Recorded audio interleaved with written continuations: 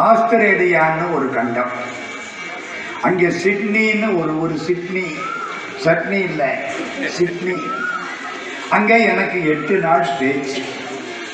இந்த யாழ்ப்பாணத்து தமிழ் மக்கள் தேவார திருவாசகத்தை முறையாக படித்தவர். இந்த பிள்ளைங்க படிச்சது பாருங்க, இது மாதிரி அங்க உள்ள பிள்ளைங்க தேவாரத்தை பக்கம் பக்கமா ஒப்பிக்குது. அப்படி இன்னைக்கும் உலகம் பூரா தமிழும் சைவமும் நிலைத்திருக்கிறது என்றால் அதற்கு ஒரே காரணம் யாழ்ப்பாணத்து தமிழ் மக்கள். ஆஸ்திரேலியா நல்ல கூட்டம் கூடியிருக்கு.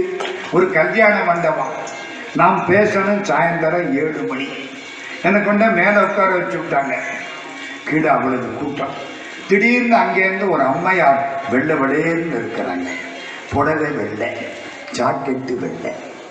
கேபி சுந்தராம்பாள் சிவப்பா இருந்தா எப்படி இருக்குமோ அந்த அம்மா அப்படி இருப்பாங்க. கம்பி உடம்பெல்லாம் திருடி இருக்கு. எல்லாம் அந்த அம்மாவை கண்ட உடனே எந்திரிச்சிருக்கிறாங்க. நான் உட்கார்ந்திருந்தேன், பார்த்தேன். ஒருவேளை மந்திரி போல இருக்கு. நம்மெல்லாம் மந்திரிக்கு தானே எந்திரிப்போம். நானும் இது இருக்கிற வம்பு, நானும் எந்திரிச்சிட்டேன். அந்த அம்மா முன்னால வந்தாங்க. ஐயா நீங்க உட்காருங்க, உட்கார்ந்தேன். ஐயா என்ன தெரியுதா அம்மா, நான் இன்னைக்குத்தான் இந்த ஊருக்கே வந்திருக்கேன், இப்பத்தான் பேச போறேன், எனக்கு சரியா தெரியலையே அம்மா. ஐயா நான் தான் சப் இன்ஸ்பெக்டர் கிருஷ்ணய்யர் பொண்ணு.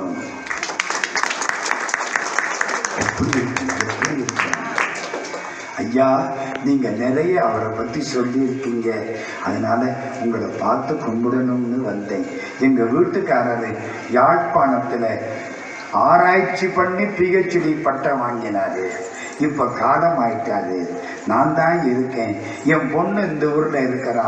இவங்களுக்கெல்லாம் நான் திருவாசகம் சொல்லி கொடுக்குறேன். அதனால என்னை கண்ட உடனே எல்லாரும் எந்திரிப்பாங்க. எனக்கு கண்ணீர் வந்துருச்சு. திருவாசகம் எங்க போயிருச்சு பார்த்தீங்களா? இப்ப எத்தனை செய்தி ஆச்சு? 4. இன்னும் 1 சொன்னா இன்னைக்கு கணக்கு முடிஞ்சு போச்சு. இன்னும் 1 திருவாசகத்தில் ரொம்ப முக்கியம். திருவாசகத்தை ஆங்கிலத்தில் மொழிபெயர்த்தவர் reverend father G.U. Pope. G.U. போப்புன்னு ஒருத்தரம்மா. அவரு நம்ம திருநெல்வேலிக்கிட்டே வந்தாரு, பாளையங்கோட்டைக்கு வந்தார், விக்கிரமசிங்கபுரத்துக்கு போனார், தமிழ் படித்தார். ஃபாதர் சிலுவை போட்டு பாவாடை கட்டி அந்த ஃபாதர் அவர்.